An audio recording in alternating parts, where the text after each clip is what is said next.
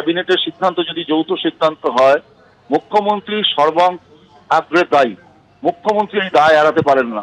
শিক্ষামন্ত্রী, মুখ্যমন্ত্রী, সমগ্র শিক্ষা দপ্তর, মন্ত্রিসভার সবাই যারা ছিলেন এর মধ্যে সবাইকে দায়ী। আমরা তো দীর্ঘদিন ধরে এই কথাটা বলছেন, আজকে শুভেন্দুবাবুর মনে হয়েছে এই কথাগুলো বলছেন, কিন্তু আমরা দীর্ঘদিন ধরে বলে আসছি যে বড় মাথার অনুমোদন ছাড়া এত বড় দুর্নীতি হতে পারে না।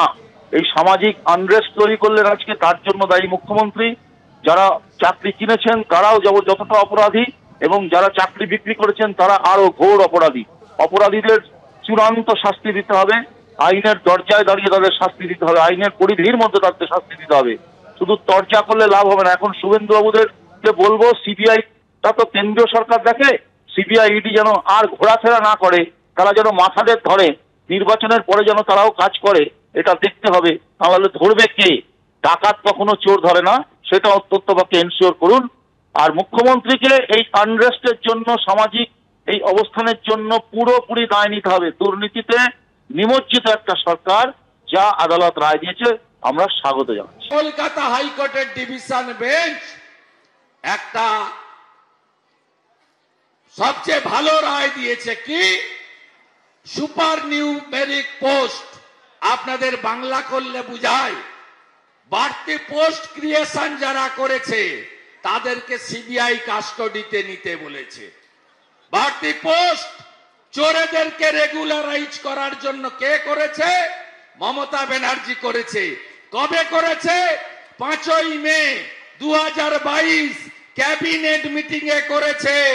আমি এই সভা থেকে 5ই মে 2022 ক্যাবিনেটে যারা উপস্থিত ছিল তাদেরকে অবিলম্বে সিবিআই কাস্টডিতে নেওয়ার দাবি করি। আমাদের নেতা নরেন্দ্র মোদী জলপাইগুড়ির ধূপগুড়িতে এসেছিলেন বালুরঘাট রায়গঞ্জে আসার আগে। তিনি বলেছেন তৃণমূল কা সব ভ্রষ্টাচারী হয়, তৃণমূলের সবাই চোর। অর্ধেককে ঢুকিয়েছি, বাকি অর্ধেককে তৃতীয় টার্মে আসার পরে ঢোকাবো। মাফলার তো গেছে, এবার পালা হাওয়াই চটির।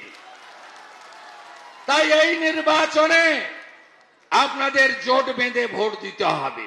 আজকে আমার অত্যন্ত খারাপ লাগছে যে এরকম একজন জোচ্চোর মুখ্যমন্ত্রীর প্রশাসনের পাল্লায় আমরা আছি। এই মুখ্যমন্ত্রীকে এক্ষুনি পদত্যাগ করতে হবে, এক্ষুনি। অবশ্যই। এই জোচ্চোর মিথ্যাচারী মুখ্যমন্ত্রী, যিনি জোচ্চুরিকে প্রশ্রয় দেন, যার সে তৎকালীন শিক্ষামন্ত্রী, যিনি এই দালালি করেছিলেন, তিনি জেলে। তার যদি বিন্দুমাত্র লজ্জা বলে কোনো জিনিস থাকে, এক্ষুনি তার পদত্যাগ করা উচিত, এবং এখন থেকে এই নির্বাচন রাষ্ট্রপতি শাসনের আন্ডারে হওয়া উচিত।